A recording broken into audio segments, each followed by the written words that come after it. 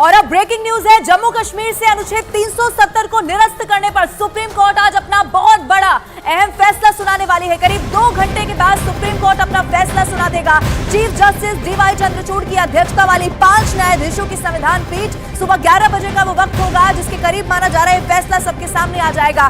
5 सितंबर को आपको बताते चले, संविधान पीठ ने 16 दिनों तक लगातार सुनवाई करने के बाद में अपना फैसला सुरक्षित रख लिया था और इसीलिए आज का दिन बहुत खास माना जा रहा है। 370 पर आज सुनवाई के बाद फैसला जो है वो सुनाया जाएगा। करीब 2 घंटे का वक्त और रह गया है और उसके बाद जो फैसला है वो सबके सामने आ जाएगा। लेकिन इन सबके बीच में एक और बहुत बड़ी खबर है, जम्मू कश्मीर से आर्टिकल 370 हटाए जाने पर सुप्रीम कोर्ट फैसला सुनाने वाला है और उससे पहले जम्मू कश्मीर में सुरक्षा व्यवस्था बढ़ा दी गई है। चप्पे चप्पे पर सुरक्षा कर्मी तैनात कर दिए गए हैं और अधिकारियों को अलर्ट पर कर दिया गया है, किसी भी रूप में कोई फेक न्यूज ना फैलाने पाए, इसकी पूरी वहां पर सुरक्षा टाइट कर दी गई है। और इसी को लेकर आपको बताएं, अलर्ट भी जारी कर दिया गया है। चप्पे चप्पे पर सुरक्षा कर्मी तैनात है। जम्मू कश्मीर ऐसे वक्त में और ज्यादा संवेदनशील हो जाएगा, इसीलिए सुरक्षा के भी पूरे इंतजाम है। मेरे सहयोगी रिफत इस वक्त श्रीनगर के लाल चौक से मेरे साथ जुड़ रहे हैं, मैं उनका रुख कर लेती हूँ। रिफत, लाल चौक पर आप मौजूद हैं। लाल चौक पर कभी हमने देखा झंडा फहराने के लिए भी जद्दोजहद होती थी,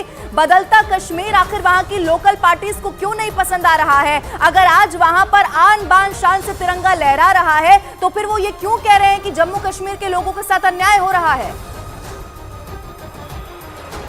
देखिए, बिल्कुल बड़ा फैसला आना है आज, क्योंकि सुप्रीम कोर्ट अपना फैसला सुनाएगी आर्टिकल 370 और 35A पे।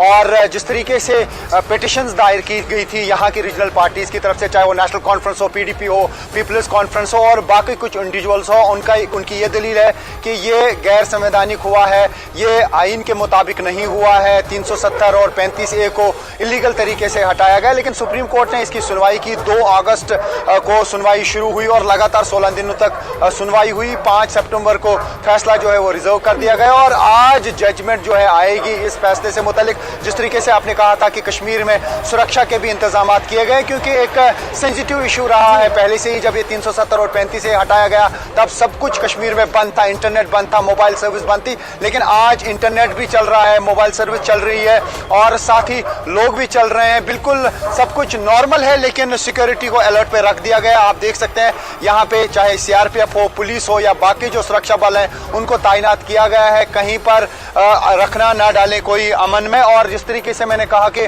पहले भी पुलिस ने पिछले 10 दिनों से लगातार इस तरीके के स्टेटमेंट्स दिए, प्रेस कॉन्फ्रेंसेस भी की और लोगों से कहा कि वो किसी भी तरीके का ऐसा सोशल मीडिया पे पोस्ट अपलोड ना करें जिससे अमन और ऐसे वक्त में इसकी बहुत जरूरत है रिफत, चूंकि हम जानते हैं कि ऐसे वक्त में जम्मू कश्मीर कितना संवेदनशील हो जाएगा। आप बने रहिएगा मेरे साथ। इस वक्त संदीप बोल भी सुप्रीम कोर्ट के बाहर से मेरे साथ जुड़ गए हैं। संदीप, देखिए कौन कैसी उम्मीद कर रहा है ये सब दूसरी बातें हैं, लेकिन हमारा देश हिंदुस्तान संविधान से चलता है, कानून से चलता है, नियम से चलता है और आप सुप्रीम कोर्ट के बाहर मौजूद है। 2 घंटे का करीब वक्त रह गया है। क्या इस वक्त आपको लग रहा है, आपकी जानकारी क्या कहती है, आज सुप्रीम कोर्ट में क्या होने वाला है? देखिए, सुप्रीम कोर्ट ने सीधे तौर पर सारी वो जो जरह हो चुकी है, याचिकाकर्ता जो है अपना पक्ष रख चुके हैं, सरकार अपना पक्ष रख चुकी है और उसके बाद अब फैसला सुप्रीम कोर्ट को लेना है। फैसला पढ़ा जाएगा 10:30 बजे के आसपास। बताया जा रहा है कि जो संविधान पीठ है वो बैठेगी और उसके बाद वो फैसला पढ़ना शुरू कर देगी। हालांकि क्लॉज बाय क्लॉज जब अगर फैसला पढ़ा जाएगा तो ये टाइम भी लग सकता है इसमें, लेकिन इतना तो साफ है कि सरकार ने अपना पक्ष मजबूती से रखा है। भारत में संविधान में ये छूट दी गई है, ये कह सकते हैं कि एक फैसिलिटी है कि कोई भी किसी भी ऐसे फैसले के खिलाफ अदालत में जा सकता है और उसी की वजह से इस तरीके के याचिकाकर्ता याचिका लेके आए कि क्या संवैधानिक तौर पर धारा 370 को हटाना सही है या जो 2 अलग अलग जो स्टेट्स बनाए गए, जो केंद्र शासित प्रदेश बनाए गए, 2 हिस्सों में बांट दिया गया, क्या वो संवैधानिक तौर पर सही है? इसको लेकर जो चुनौती दी गई थी यहाँ पे, उस पर 16 दिन तक लगातार सुनवाई होती रही और उसके बाद फैसला सुरक्षित रख लिया गया था और आज उस फैसले को पढ़ा जाएगा। तो एक बात तो साफ है कि जो पक्ष सरकार की तरफ से रखा गया है, कुछ चीज़ें मैं बताना चाहूँगा लवीना, क्योंकि जिस वक्त एब्रोगेशन हुआ था उस वक्त हम लोग वहीं जम्मू कश्मीर में मौजूद थे, श्रीनगर में मौजूद थे। उस वक्त जिस तरीके के हालात थे और आज जो हालात है वो बिल्कुल अलग है। वहाँ पर टेररिज्म ऑलमोस्ट जो है वो संदीप, खत्म होता आप नजर आ बने रहा है। रहिए मेरे साथ, रिफत आप भी बने रहिएगा, मैं लौटूंगी आपके पास। लेकिन आर्टिकल 370 हटने के बाद जम्मू कश्मीर के हालात बहुत तेजी से बदले हैं और पिछले 5 सालों में जम्मू कश्मीर को मुख्य धारा में लाने का काम बहुत तेजी से हुआ है। वहां निवेश बढ़ गया है, रोजगार के अवसर बढ़े हैं और आतंकवाद के साथ साथ अलगाववाद की भावना में कमी आ गई है। अब आपको ये बताते हैं कि बदलाव आखिर क्या क्या हुए हैं। शुरुआत करते हैं, कट्टरपंथी संस्थाओं पर लगाम लगाई गई है, युवाओं को मुख्य धारा में लाने में मदद की गई है। इसके अलावा पत्थरबाजी की घटनाएं जो वहां पर बहुत आम होती थी, अब पूरी तरीके से बंद हो गई हैं। कश्मीरी पंडितों की वापसी होने लगी है। अलगाववाद में बहुत भारी कमी दर्ज की गई है। पिछले 11 महीनों की अगर मैं बात करूं तो 11 महीनों में 2 करोड़ पर्यटक वहां पर पहुंच रहे हैं। टूरिज्म को बढ़ावा मिल रहा है। 2021 में 30 साल बाद सिनेमा हॉल वहां पर खुले। हर घर में तिरंगा आन बान शान से लहरा रहा है। आतंक की घटनाओं में 70% की कमी दर्ज कर ली गई है। नागरिकों की मौत में 72% की कमी आई है।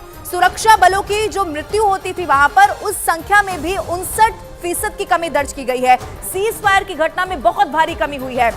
इसके अलावा आपको बता दें कि घुसपैठ जो वहां पर आम होती थी, घुसपैठ की घटनाओं में 90% की कमी दर्ज कर ली गई है। जम्मू कश्मीर में निवेश को बढ़ावा मिल रहा है। जम्मू कश्मीर की जीएसडीपी अब यहां पर दुगनी हो गई है। ये वो बदलाव है जो जम्मू कश्मीर में बीते 4 सालों में लगातार हुए हैं। 2019 5 अगस्त का वो दिन था जब ये बड़ा फैसला लिया गया। लेकिन अब इन सबके बीच में आपको एक और बहुत बड़ी खबर ये बता दें, बीजेपी को पूरा विश्वास है कि सरकार के फैसले के समर्थन में ही सुप्रीम कोर्ट में फैसला आने वाला है और जम्मू कश्मीर के साथ न्याय होगा। जबकि वहां की लोकल पार्टी से मान रही है कि न्याय तब होगा जब इसे निरस्त कर दिया जाएगा। लेकिन अब ये बीजेपी की तरफ से कहा गया है। आपको बता दें कि पूरा विश्वास है सरकार के फैसले के समर्थन में ही सुप्रीम कोर्ट से फैसला आने वाला है।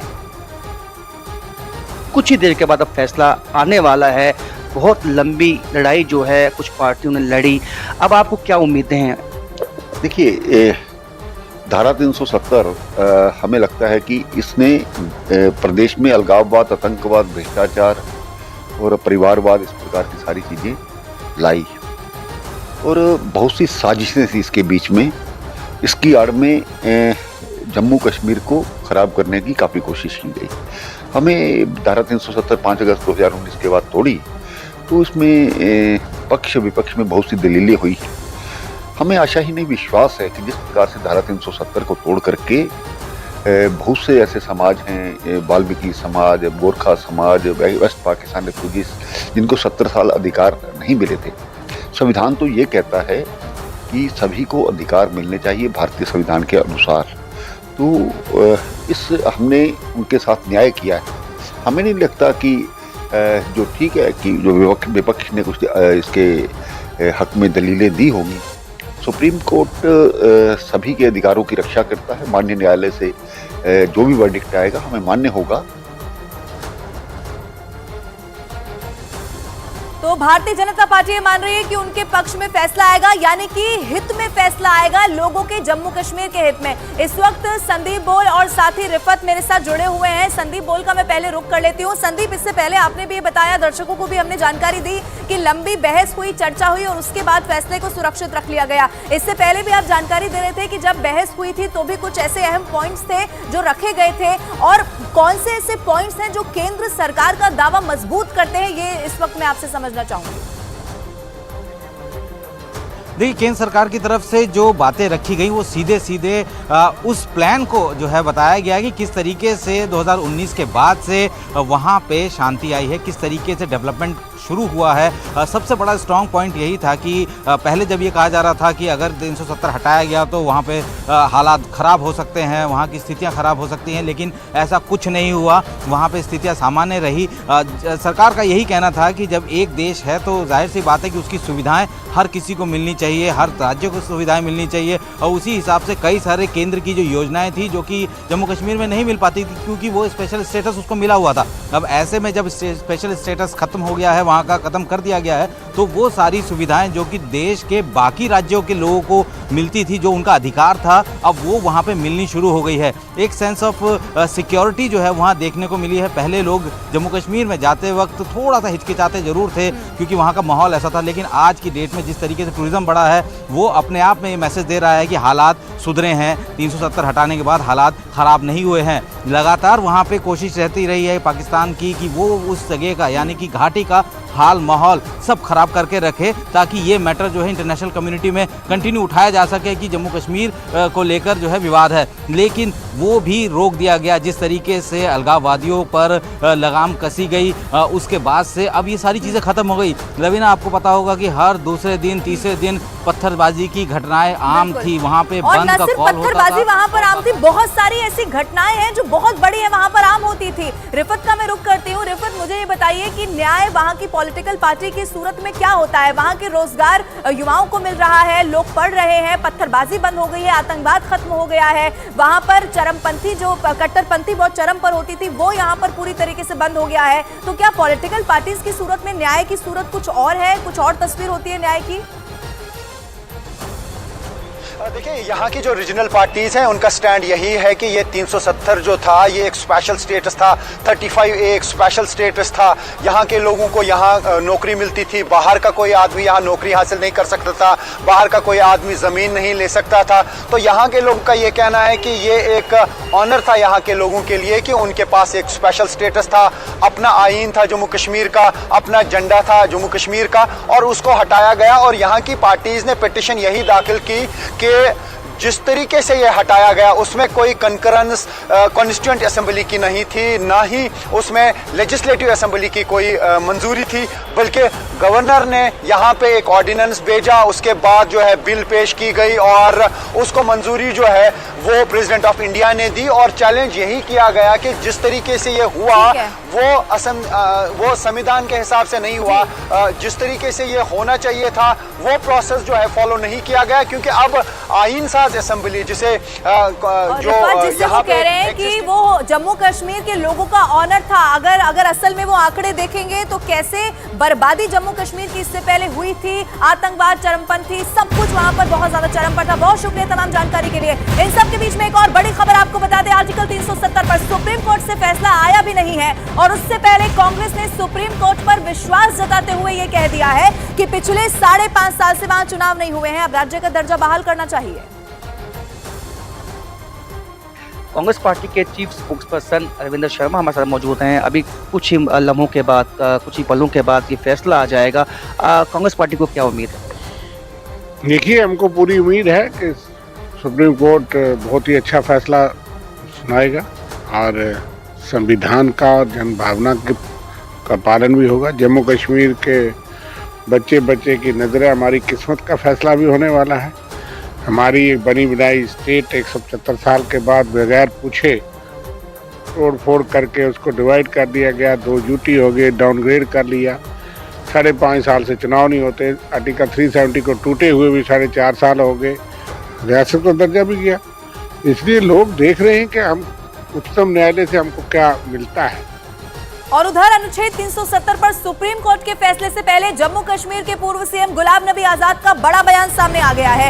उन्होंने सुप्रीम कोर्ट से जम्मू कश्मीर के हित में फैसला आने की उम्मीद जाहिर की है और उनको इस दिन का इंतजार पिछले 4 साल से था, ये भी उनकी तरफ से कहा गया। और उन्होंने ये भी कहा कि जम्मू कश्मीर के लोगों के साथ जो अन्याय हुआ है, अब हमें उम्मीद है कि सुप्रीम कोर्ट उन लोगों के पक्ष में फैसला सुनाएगा। इंतजार है हमें इंसाफ का कि जम्मू कश्मीर के अवाम को 370 और 35A जो हमसे छीना गया है, जिसमें नौकरियां भी हैं, जिसमें ज़मीन भी है, उसमें जो हमारा हक, एक्सक्लूसिव हक था, उससे हमें महरूम रखा गया है। उसका इंतज़ार हमें 4 साल से ज़्यादा से है उसका। हम ये अभी उम्मीद करते हैं और पूरा सुप्रीम कोर्ट पर ये विश्वास है, ये भरोसा है, ये उम्मीद है, ये तवक्का है उनसे कि वो हमें अपना हक देंगे जो हमें कॉन्स्टिट्यूशन में दिया था, हमारे मुल्क के कॉन्स्टिट्यूशन में, हमारी रियासत की कॉन्स्टिट्यूशन। 5 अगस्त 2019 को जम्मू कश्मीर से अनुच्छेद 370 को हटा दिया गया था। जम्मू कश्मीर पर मोदी सरकार का यह बहुत बड़ा कदम था। अनुच्छेद 370 के हटने के 4 साल के बाद घाटी में आतंकी घटनाओं में बहुत भारी कमी देखी गई है। आपको बताएं, केंद्र सरकार ने 5 अगस्त 2019 का वो दिन था जब अनुच्छेद 370 को हटा दिया था। गृह मंत्री अमित शाह ने संसद में आकर इसके बारे में देश को जानकारी दी थी। अनुच्छेद 370 को हटाने के साथ साथ जम्मू कश्मीर राज्य को 2 केंद्र शासित प्रदेशों में उसके बाद बांट दिया गया था, जिसमें से एक जम्मू कश्मीर तो दूसरा लद्दाख बना था। अमित शाह ने संसद में अनुच्छेद 370 को अस्थायी और भेदभावपूर्ण बताया था और यह बताया था कि आखिर इसकी जरूरत क्यों थी और क्यों इतना बड़ा फैसला लिया गया है। इन सब के बीच में अनुच्छेद 370 पर सुप्रीम कोर्ट के फैसले से पहले नेशनल कॉन्फ्रेंस के नेता उमर अब्दुल्ला ने न्याय मिलने की उम्मीद को जाहिर कर दिया है। उन्होंने कहा कि उनकी पार्टी जम्मू कश्मीर के लोगों के अधिकारों की बहाली के लिए संविधान के अनुरूप शांतिपूर्ण तरीके से लड़ाई अपनी जारी रखेगी। जब हम सुप्रीम कोर्ट में गए थे 2019 में, तो इंसाफ हासिल करने की उम्मीद लेके गए थे। आज भी हमारे जज्बात वही हैं। हमें बेसब्री से इस दिन का इंतजार था।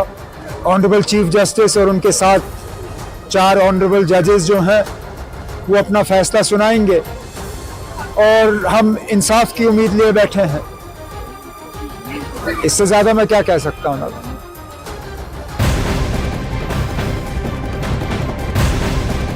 और एक और ब्रेकिंग न्यूज ये है कि अनुच्छेद 370 पर आज ही फैसला आने वाला है। जम्मू कश्मीर की साइबर पुलिस ने सोशल मीडिया यूजर्स को लेकर एडवाइजरी जारी कर दी है।